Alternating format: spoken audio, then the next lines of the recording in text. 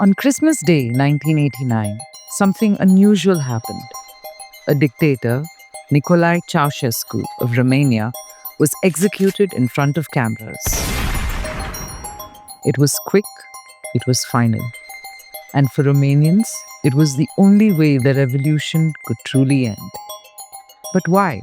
How did Ceaușescu, once celebrated at home and even praised abroad, end up facing a firing squad at a military base in the snow? And why, when it happened, did people cheer instead of mourn? Ceaușescu, caput!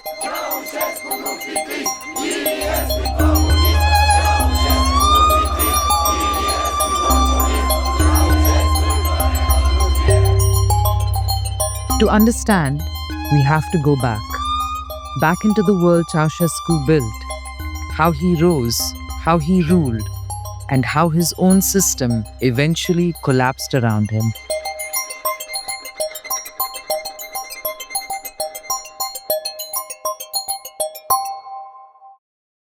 By the 1980s, Eastern Europe was changing. The Iron Curtain, which had divided Europe for decades, was beginning to crack. Poland held free elections. Hungary opened its border with Austria. Even in the Soviet Union, Mikhail Gorbachev was introducing reforms. But Romania was different. While other communist leaders cautiously loosened their grip, Nicolae Ceaușescu ruled it as his personal kingdom and doubled down on control. Life under his regime was suffocating.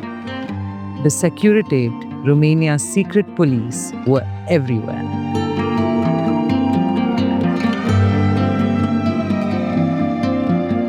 Historians estimate that 1 in 10 citizens was an informer. That meant every street, every apartment block, every factory had eyes and ears. Even in your own kitchen, you lowered your voice, afraid that a neighbor or even a relative might report you. And Ceaușescu's control went beyond politics. In 1966, he passed Decree 770, banning abortion and contraception. His goal was to boost the population, to produce more workers for the state. The result was devastating. Women were subjected to monthly checks at their workplaces. Many resorted to dangerous illegal abortions. Tens of thousands of children were abandoned to state orphanages. When the world later saw these orphanages, rooms of malnourished children tied to cribs, rocking themselves to comfort, they became symbols of Ceaușescu's Romania.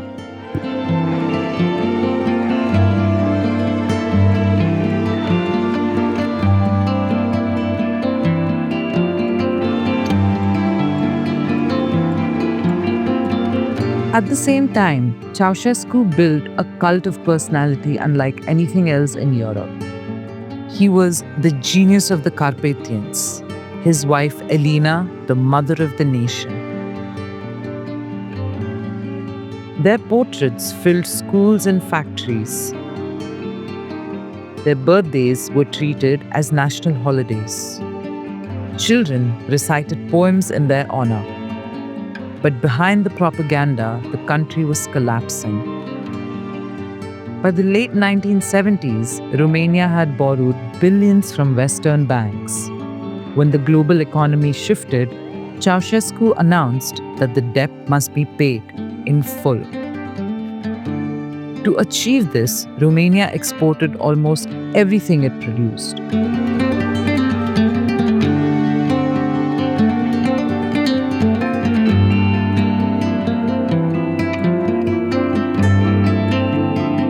Food vanished from shops. Ration cards limited bread, sugar, and meat.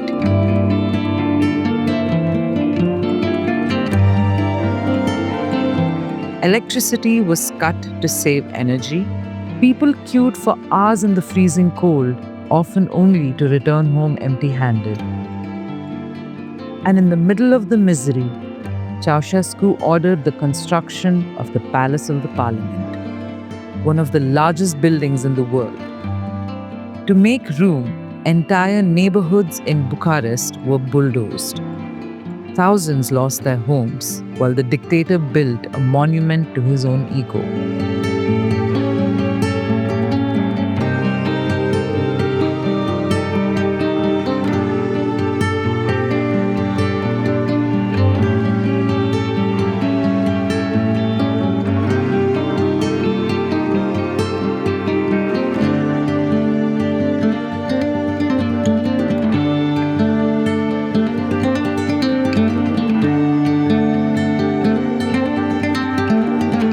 By the end of 1980s, Romania was not only poor, it was isolated, starved, and crushed under fear.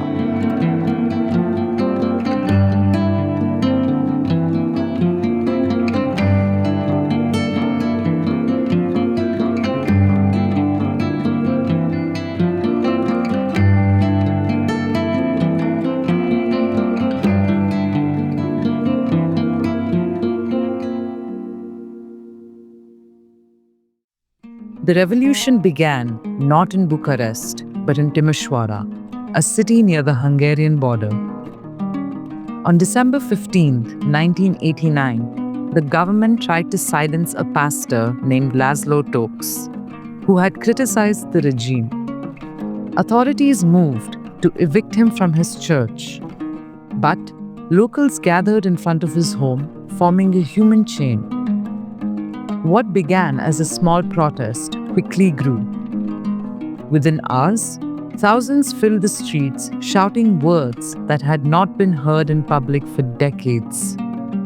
Freedom and down with Ceaușescu.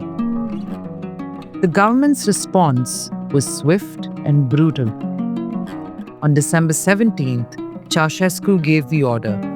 Doresc să declar cu toată răspunderea că unitățile armatei noastre, care au misiunea apărării independenței și suveranității patriei, a cuceririlor. Soldiers and security forces opened fire. Dozens were killed, hundreds wounded.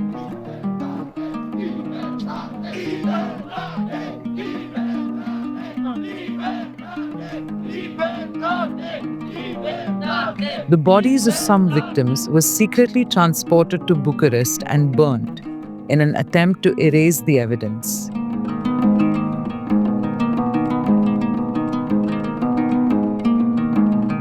But rumors spread.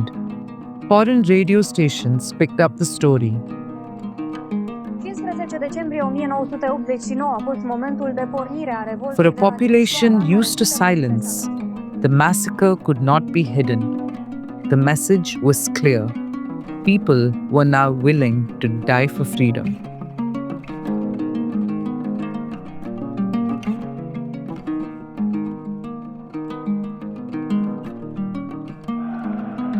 Four days later, Ceaușescu tried to reassert control. He organized a mass rally in Bucharest's Palace Square. For decades, these rallies had been carefully staged. Tens of thousands of workers were ordered to attend, handed flags, and told what to chant. The result was always the same: endless applause for the leader.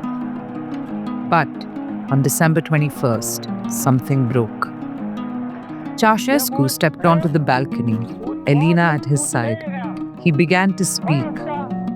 His words were meant to be routine, promises of bonus, speeches about socialism. But then, from somewhere in the crowd, came a sound he had never heard before.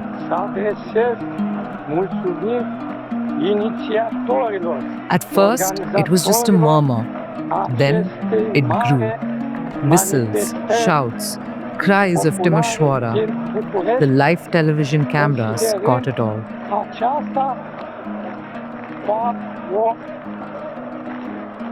Ceaușescu froze. His hand twitched, his face bewildered. He tried to calm the crowd. "Hello, hello," he pleaded. "Comrades, stay calm."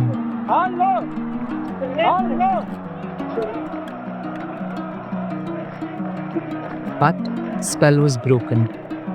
The dictator who had ruled for 24 years, who had always been greeted with cheers, was now being mocked in front of the nation.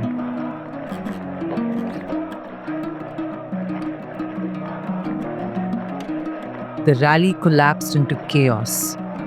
That evening, protests spread through Bucharest. Barricades appeared in the streets. Students and workers clashed with security forces. By nightfall, the army itself began to fracture. Some units opened fire on protesters. Others refused orders and even turned their weapons against the Securitate. What followed was a miniature civil war in the capital. For Ceaușescu, with the army now against him, the end had arrived. The battle for the capital was lost.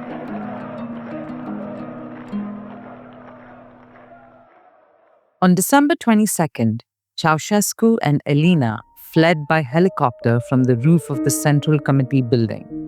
But their escape was chaotic. The pilot, fearing they would be shot down, pretended the helicopter had engine trouble. He landed near the town of Târgoviște. Suddenly, the most feared couple in Romania were just two fugitives in long winter coats, stranded on the roadside. They tried flagging down cars. One driver, a forestry official, recognized them but played dumb.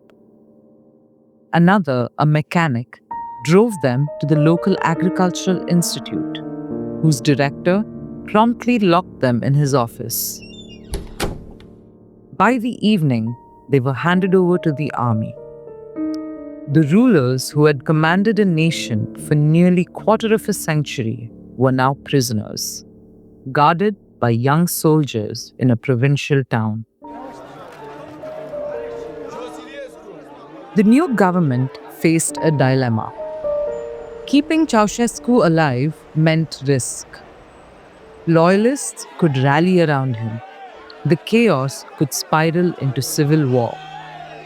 So they decided there would be a trial, but it would be swift.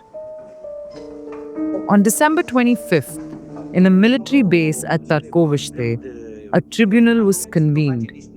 The setting was a small, cold room. Cameras were rolling.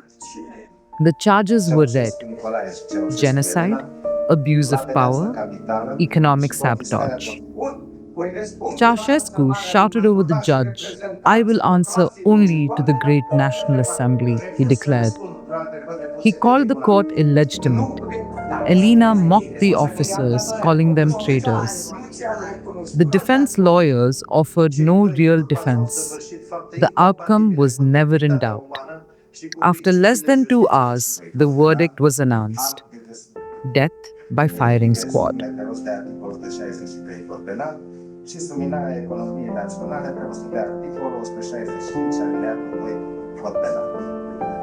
There was no appeal, no delay. The soldiers were waiting. The Ceaușescus were led outside into a courtyard. Elena cursed and screamed. Nicolae hummed the communist anthem, the Internationale, until the very last moment. The firing squad opened fire. It was over in seconds. Minutes later, Romanian television broadcast the footage. The dictator and his wife were dead. For Romanians, the images were shocking, but they were also liberating. After decades of fear, there was proof, undeniable, final, but the dictatorship was over.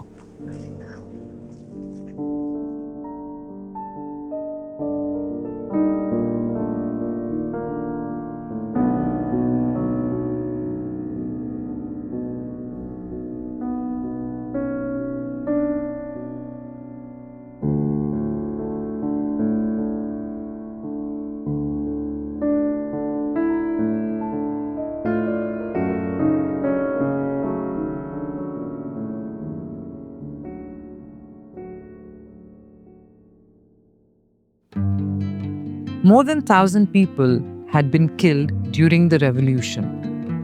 Thousands more were wounded. But the execution achieved what the new government wanted. It ended Ceaușescu's regime instantly, without leaving a figure for loyalists to rally around.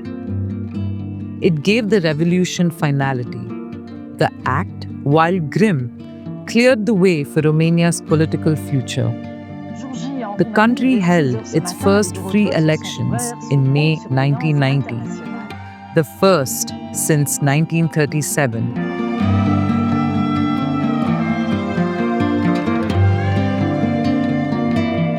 And decades later, the journey of integration with the West culminated in its accession to NATO in 2004 and the European Union in 2007. Even today, the memory of December 1989 divides Romanians. Some see the trial as justice, others as a political show trial. But all agree that Ceaușescu's fall marked the end of one of Europe's harshest dictatorships. And it left behind one of the most unforgettable images of the 20th century.